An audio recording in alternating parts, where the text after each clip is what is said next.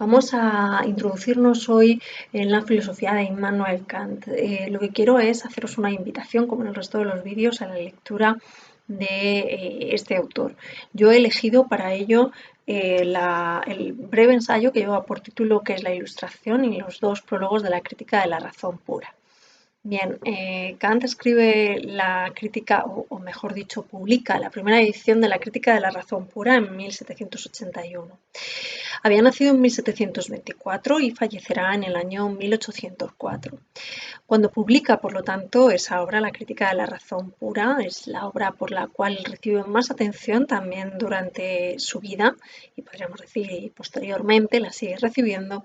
Esa primera obra es ya una persona adulta, como podéis ver, publicada en 1781 y decíamos que había nacido en 1724. ¿Qué ha pasado antes en la vida de Kant? Bueno, pues hay otros escritos antes de esta crítica de la razón pura. Hay otros escritos que forman lo que se denomina la etapa precrítica de Kant.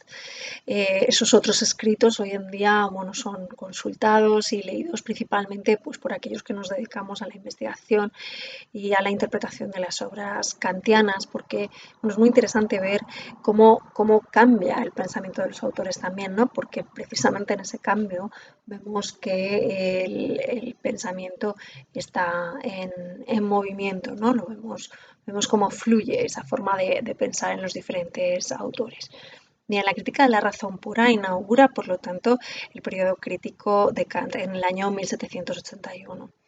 Por lo tanto, nos encontramos ante un filósofo que desarrolla la mayor parte de su más fuerte vida intelectual en el último periodo de su vida. Después de la crítica de la razón pura, Kant publicará otras obras muy relevantes también, por las cuales hoy también es muy conocido. Esta fue la primera de las críticas y hay otras dos críticas. La primera, la tengo aquí, la crítica de la razón pura. La segunda de las críticas es la crítica de la razón práctica y la tercera es la crítica del juicio. Bien, en la primera, en la crítica de la razón pura, Kant trata sobre lo que podríamos denominar la teoría del conocimiento, es decir, cómo conocemos los objetos, la realidad y también qué es la realidad. En la segunda, en la crítica de la razón práctica, Kant trata sobre el deber ser, cómo debemos obrar. Aquí es donde aparece formulado el imperativo categórico. Hay otras obras de Kant donde aparece este imperativo categórico, una obra previa, de hecho, a la crítica de la razón práctica, fue esta fundamentación de la metafísica de las costumbres, donde aparece ya el imperativo categórico. Y en la crítica del juicio es la tercera de las críticas, cuando a veces se habla, en vez de citar el título entero de las críticas, se habla de la primera crítica, crítica de la razón pura, segunda crítica, crítica de la razón práctica y tercera crítica, crítica del juicio. Esta tercera crítica está dividida en dos partes. La primera de ellas se ocupa de los conceptos de lo bello, lo agradable, qué es el gusto, qué es el genio, y una serie de conceptos que van a ser muy relevantes en la estética posterior. La segunda parte lleva por título Crítica del juicio teleológico y estudia el sistema, podríamos decir, de la naturaleza, si existen fines en la naturaleza o en nuestra forma de estudiar la naturaleza. Bien, hay otras obras del periodo crítico, os he enseñado la fundamentación, tenemos también la religión dentro de los límites de la mera razón. Obra también muy importante es la metafísica de las costumbres. Yo os decía que vamos a leer qué es la ilustración y los dos prólogos a la crítica de la razón pura. Bien, cronológicamente estas obras estarían situadas de la siguiente forma. Primera edición de la crítica de la razón pura, 1781, donde aparece, por lo tanto, el primero de los prólogos. Pero si os señalo que hay una primera edición de la crítica de la razón pura es porque hay una segunda edición de la crítica de la razón pura del año 1787. Entre 1781 y 1787, Kant recibe una serie de reseñas a su obra, de preguntas, de críticas, que le llevan a publicar esa segunda edición, hoy diríamos revisada. En esta segunda edición Kant cambia algunas cosas, las completa. ¿Qué es lo que podemos leer hoy cuando compramos y leemos la crítica de la razón pura? Bueno, pues afortunadamente lo que leemos y recibimos son las dos críticas, es decir, aparecen ese primer prólogo a la primera edición, el segundo prólogo a la segunda edición de 1787, después, pues bueno, la mayor parte de la obra es igual, pero en las partes donde hay alguna variación, pues se indica, ¿no? Aparece pues esta parte solamente de la segunda edición, esta parte solamente de la primera edición y aparece modificada en la segunda. Y bueno, para no perdernos en la lectura, aparece siempre en las ediciones, en las buenas ediciones académicas de esta obra, la numeración de la versión original, de la versión académica, en los márgenes de la obra para no perdernos. Bien, os decía entonces que entre 1781 y 1787 Kant modifica alguna de las partes pues, por preguntas, críticas que le van llegando. Durante este periodo escribió otras obras también y publicó otras obras relevantes. La fundamentación de la metafísica de las costumbres es una obra que aparece entre ambas ediciones de la primera crítica. El ensayo que os voy a comentar, por el cual voy a empezar, que es la ilustración, es del año 1784, por lo tanto se ubica también entre las dos ediciones de la crítica de la razón pura. Y también hay otra obra muy interesante que son los prolegómenos a toda metafísica futura que haya de poder presentarse como ciencia, que también se publica en medio de las dos ediciones. Esta es muy importante, estos prolegómenos. ¿Por qué? Porque en estos prolegómenos precisamente se recogen algunas de esas críticas, cartas, reseñas que Kant había ido leyendo y había ido recibiendo. Y entonces escribe estos prolegómenos que los podemos usar pues a veces como un resumen de la crítica de la razón pura, a veces como una especie de guía de lectura, aunque bueno, vamos a ver ahora en el escrito de que es ilustración, que eso de las guías de lectura a Kant no le gustaría.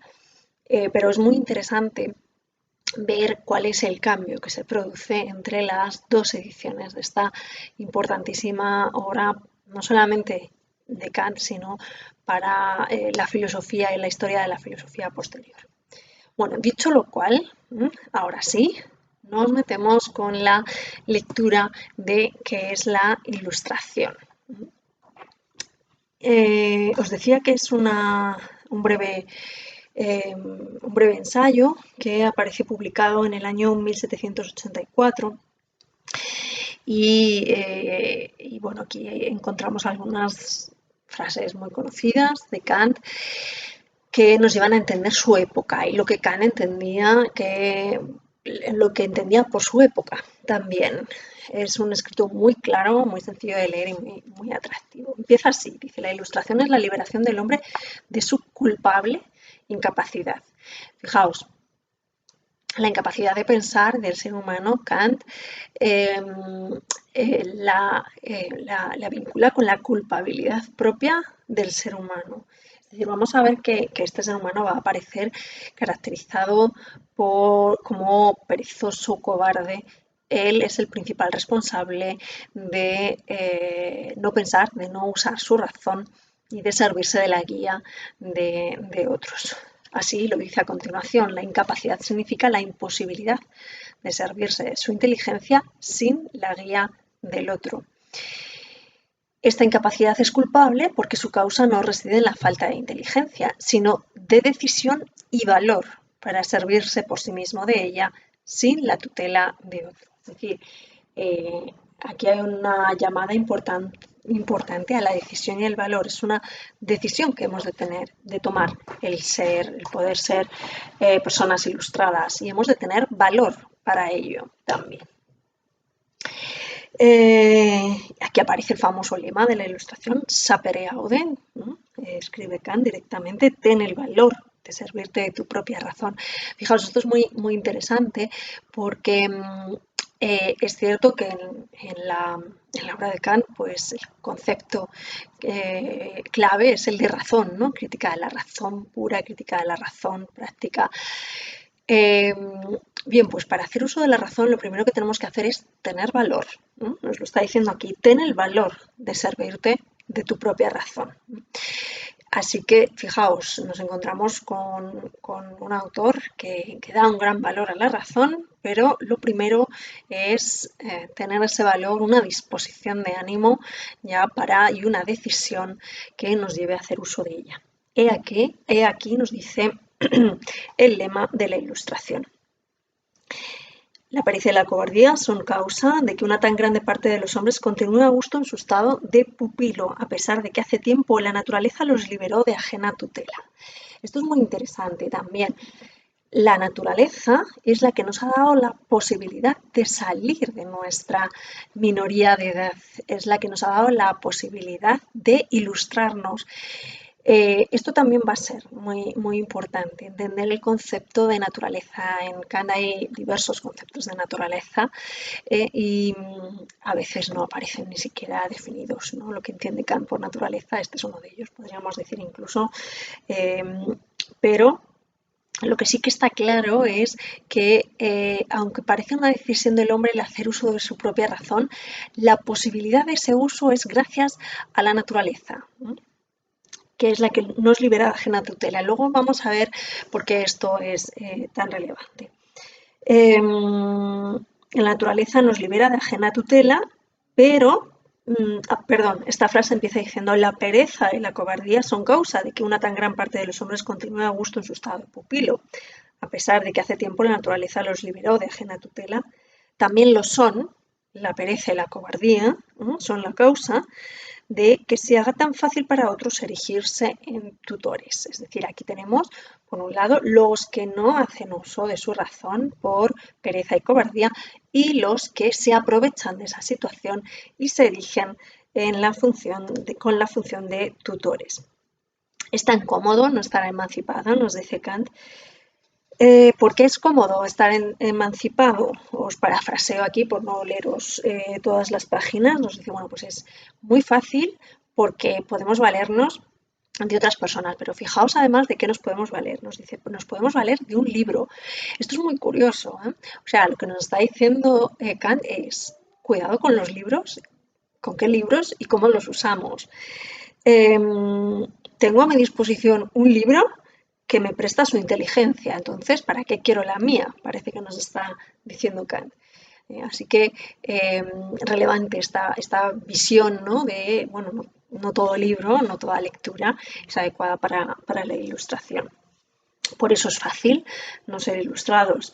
También es fácil, nos dice, muy curioso, dice, porque un médico también nos puede ayudar a saber cuál es la mejor de las dietas, así que no necesito molestarme en saber cuál es la mejor de las dietas que debo llevar.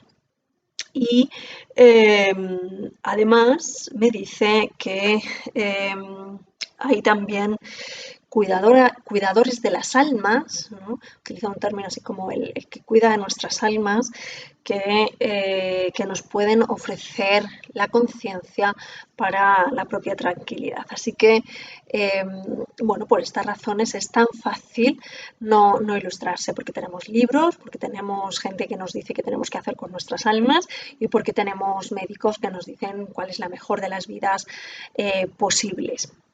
Al final de estas páginas nos dice que el más peligroso de todos es ese que nos dice qué es lo que tenemos que hacer con nuestras almas. Es una crítica abierta a cierto tipo de religión, ¿no?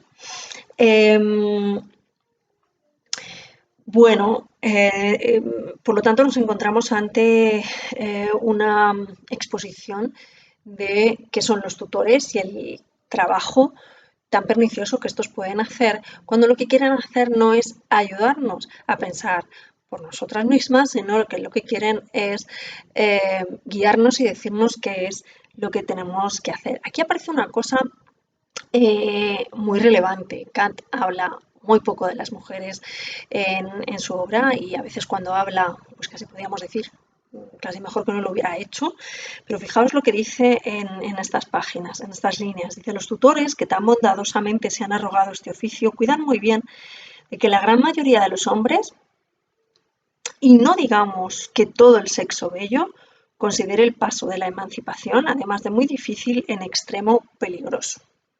Bien, utiliza el concepto sexo bello, en lo cual, bueno, no me voy a detener en la crítica al uso de este concepto, sino qué es lo que nos está pidiendo Kant. O sea, nos está diciendo, todos nos tenemos que emancipar.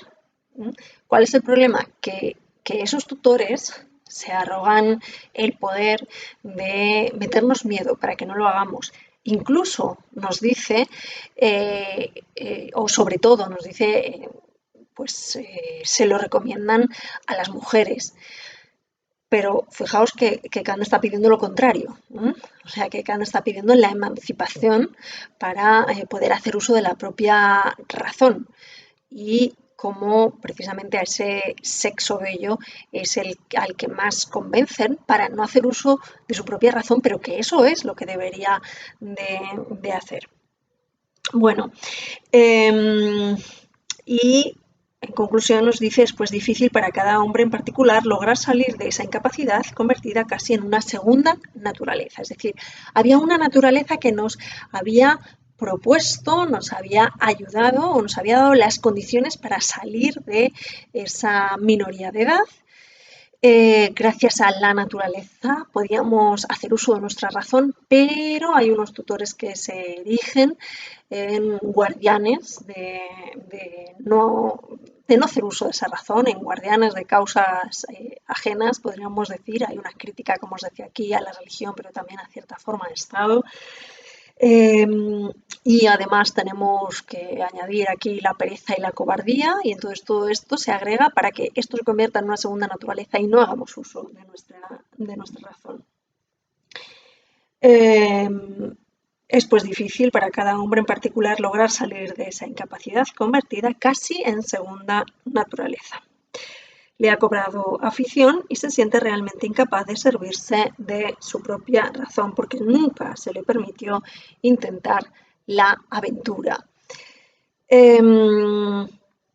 en las siguientes líneas, también muy importante por lo que viene después, podríamos decir incluso siglos después, en el siglo XX, hay una crítica a cierta forma de modernidad o más bien a la deriva en que la modernidad convierte la razón en un mero instrumento.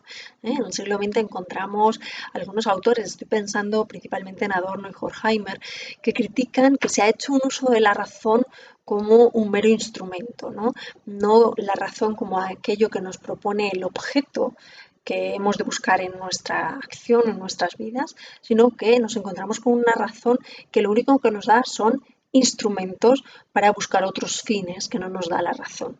Bueno, pues eso en una línea, nos lo dice Kant, dice principios y fórmulas, instrumentos mecánicos de un uso o más bien abuso racional de sus dotes naturales, hacen veces de ligaduras que le sujetan a ese estado. Es decir, ese estado en el que la razón es un mero instrumento, es un estado de no emancipación, de no ilustración. Cuando la razón solamente vale para otras cosas que no son ella misma, entonces estamos en un estado de no emancipación, de no hacer un uso libre de la razón. Es decir, si la razón no nos vale para pensar, que es su fin propio, sino que la razón nos vale para conseguir otros objetivos. Por ejemplo, el objetivo de la eficiencia, el objetivo de la utilidad. Serían otros objetivos que no son el propio de la razón. Sin embargo, nos dice Kant, bueno, esto ha sido así, pero ya es más fácil que el público se ilustre por sí mismo. Por eso os decía antes el tema de la naturaleza, ¿no?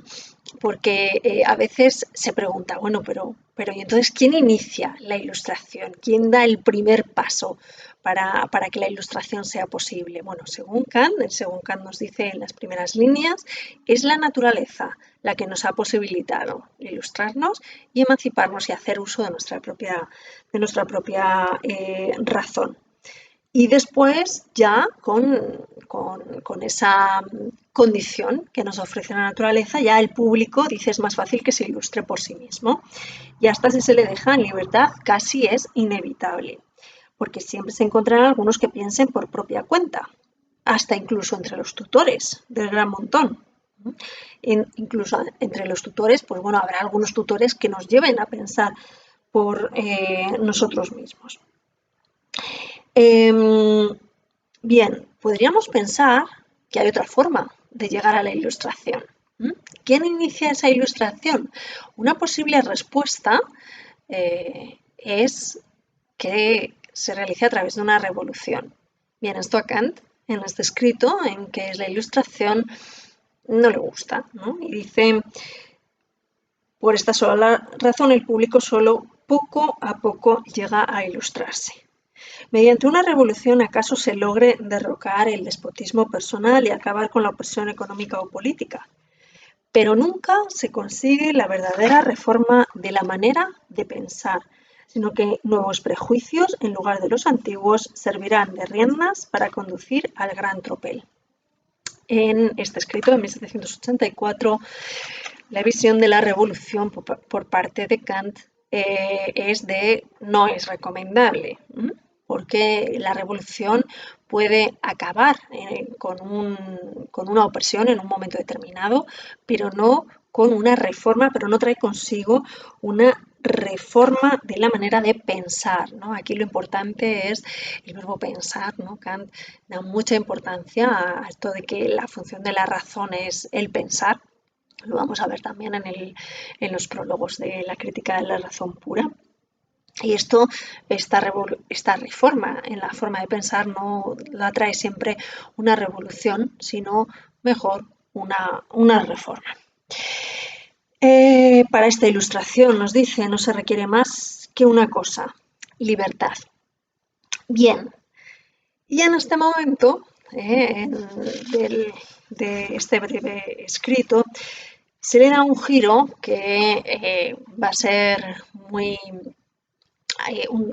introduce unos conceptos que son muy importantes en la historia de la modernidad y que es muy compleja la interpretación de este texto a partir de estos conceptos, que son el del uso público y el uso privado de la razón.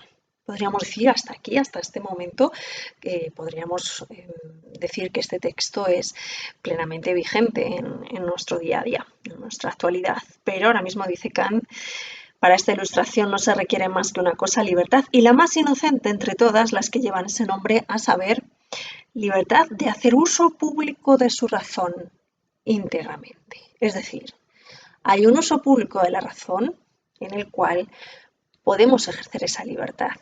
Pero claro, si hay un uso público de la razón, ya nos está diciendo que hay también un uso privado de la razón. Y en ese uso privado no es posible hacer uso de la libertad, ¿no? Y aquí es donde vemos un cambio profundo, ¿no? Desde la época de Kant a la nuestra, ¿no? Se me ha olvidado deciros al principio que con Kant, que fallece en 1804, ¿no? Y estamos ya en 1784 con esta obra, con Kant se inicia esa filosofía del siglo XIX, que es el último de los siglos, que vamos a estudiar en la asignatura de Historia de la Filosofía en la Edad Moderna. Bien, libertad de hacer uso público de su razón íntegramente, más oigo exclamar por todas partes. Nada de razones, el oficial dice no razones y hace la instrucción, el funcionario de Hacienda, nada de razonamientos a pagar, el reverendo no razones y cree. Solo un señor en el mundo dice razonad todo lo que queráis y sobre lo que queráis, pero obedeced. Aquí nos encontramos por doquier con una limitación de la libertad. ¿Qué limitación es obstáculo a la ilustración? ¿Y cuál, por el contrario, es estímulo? Contesto, el uso público de su razón le debe estar permitido a todo el mundo. Y esto es el único que puede traer ilustración a los hombres. Bien, entonces, ese uso público de la razón es en el cual la razón puede ejercer su libertad. Y es en este uso público de la razón donde vamos a encontrar el camino a la ilustración, según Kant. ¿Qué diferencia hay entre el uso público y el uso privado? ¿Cuál es cuál, ¿no? ¿Qué es lo que está permitido hacer, ¿no?, libremente, y qué es lo que no? Os estaréis preguntando.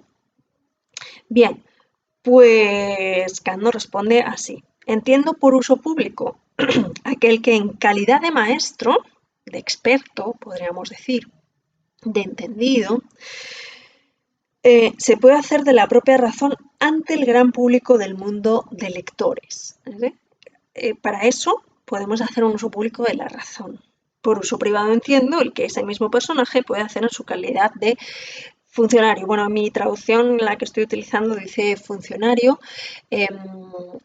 empleado civil, creo que, no, perdonad, no sé si tengo ahora aquí, bueno, empleado civil, en ese momento, es decir, en el momento en el que ejercemos un trabajo dentro de la sociedad, en ese caso no podemos hacer un uso de la razón, un uso público de la razón en libertad.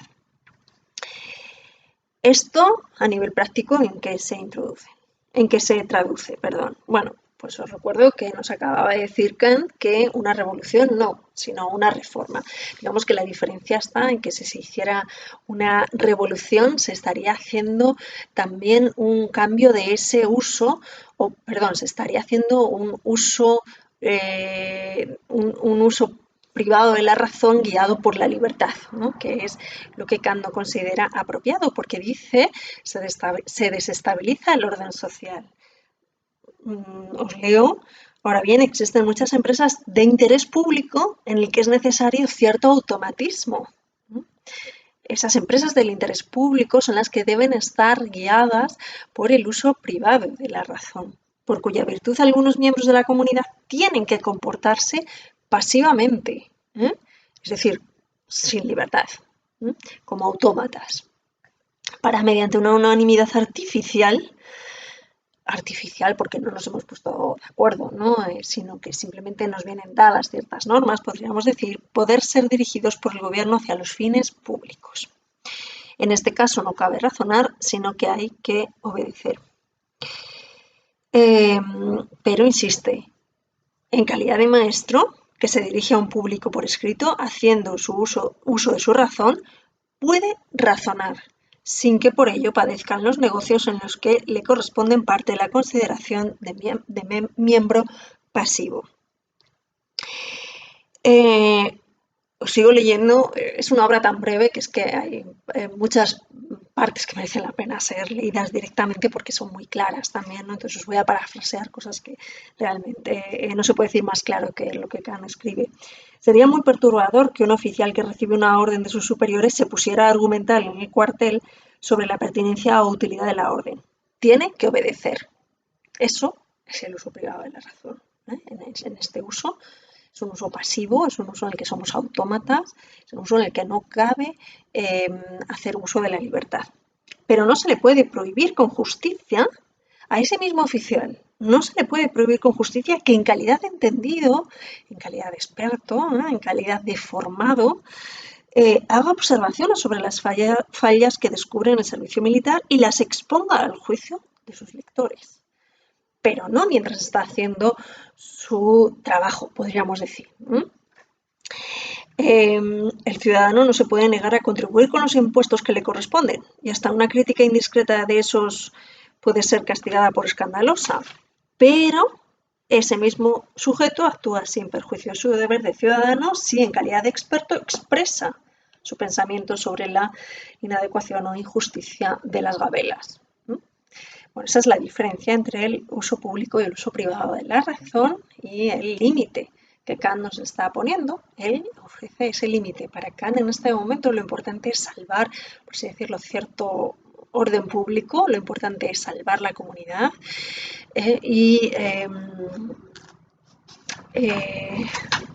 otra cosa, perdón, que que tenía en mente solamente en el uso público de las razones donde es posible introducir la libertad y la libertad de expresión, casi podríamos decir anacrónicamente. Bueno, da ejemplos de que esto lo puede hacer el oficial, esto lo puede hacer la persona que ejerce funciones en la iglesia, también lo podría hacer. Y última de las ideas interesantes aquí en esta obra es la siguiente. Kant se pregunta, introduce la siguiente pregunta. La piedra de toque de todo lo que puede decidirse como ley para un pueblo se halla en esta interrogación. ¿Es que un pueblo hubiera podido imponerse a sí mismo esta ley? Lo que nos está planteando es, ¿puede un pueblo decidir no ilustrarse? Es decir, no puede un pueblo decidir no progresar en su forma de pensar, no hacer uso de su propia razón. Y para Kant esto es una contradicción de la propia razón. No es posible que esto se haga. Una generación, nos dice, no puede obligarse y juramentarse a colocar a la siguiente en una situación tal que le sea imposible ampliar sus conocimientos, depurarlos del error y en general avanzar en el estado de su ilustración. Constituiría esto un crimen contra la naturaleza humana, cuyo destino primordial radica precisamente en este progreso. Con lo cual, bueno, antes os he dicho que uno de los breves escritos que Kant publica también durante su etapa crítica es un ensayo que lleva por título Si el género humano se halla en progreso constante hacia mejor. Es muy interesante. Además, os invito a que la hagáis a comparar estas dos obras, que es Ilustración y esta que os acabo de citar, Si el género humano se halla en progreso constante hacia mejor. La idea de progreso en Kant es muy interesante para que la estudiéis. Según Kant, aquí una generación no puede obligar a la siguiente a perpetuarse en el mismo estado de conocimiento, podríamos decir más bien de ignorancia, porque la naturaleza del ser humano es el progreso. Y por último, aparece esta famosa pregunta. Si ahora nos preguntamos, ¿es que vivimos en una época ilustrada? La respuesta será no, pero sí en una época de ilustración. Falta todavía mucho para que, tal como están las cosas y considerados los hombres en conjunto, se hallen en situación ni tan siquiera en disposición de servirse con seguridad y provecho en su propia razón en materia de religión. Como os decía, al final nos va a decir, bueno, aquí, como os habéis dado cuenta, lo más importante es el tema de la religión, más importante que las otras dos cuestiones, ¿no? Las dietas que nos pueden prescribir los médicos y también las de aquellos que tienen libros para guiarnos en los asuntos de nuestra vida. Se refiere con esta crítica al ámbito del derecho. Hay otra obra de Kant que es El conflicto de las facultades, que también es muy interesante para comparar con este escrito de que es ilustración, porque en este conflicto de las facultades Kant habla de las facultades universitarias. En este caso no habla de las facultades del entendimiento, sino de las facultades universitarias y trata de las relaciones precisamente entre las facultades de derecho, teología, medicina y filosofía, que fijaos son las que aparecen, ¿no? Las especialidades que aparecen mencionadas también en que es la ilustración, eran las grandes facultades, no las facultades que existían en el momento en el que Kant está también en la universidad.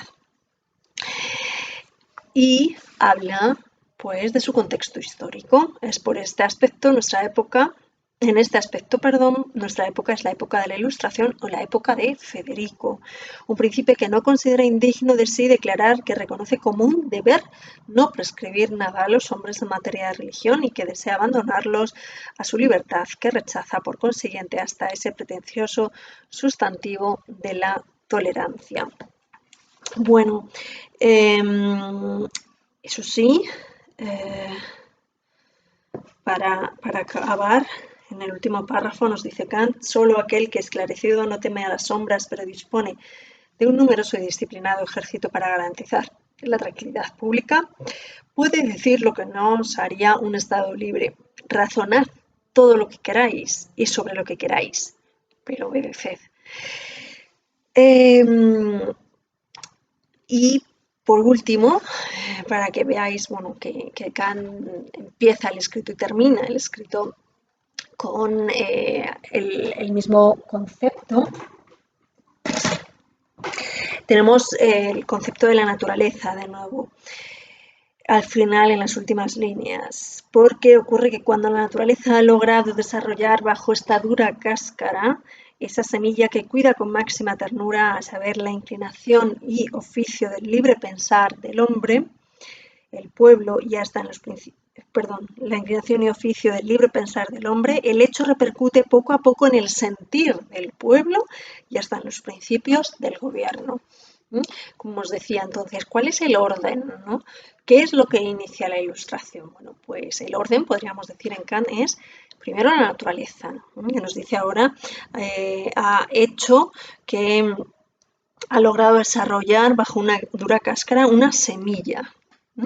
Es la naturaleza la que nos ha dado las condiciones para ilustrarnos a través de un sentir del pueblo, que es el que después, pues, digamos, desarrolla esa posibilidad del uso de la razón. Fijaos, está en un pensador tan importante para la consideración de la razón como es Kant.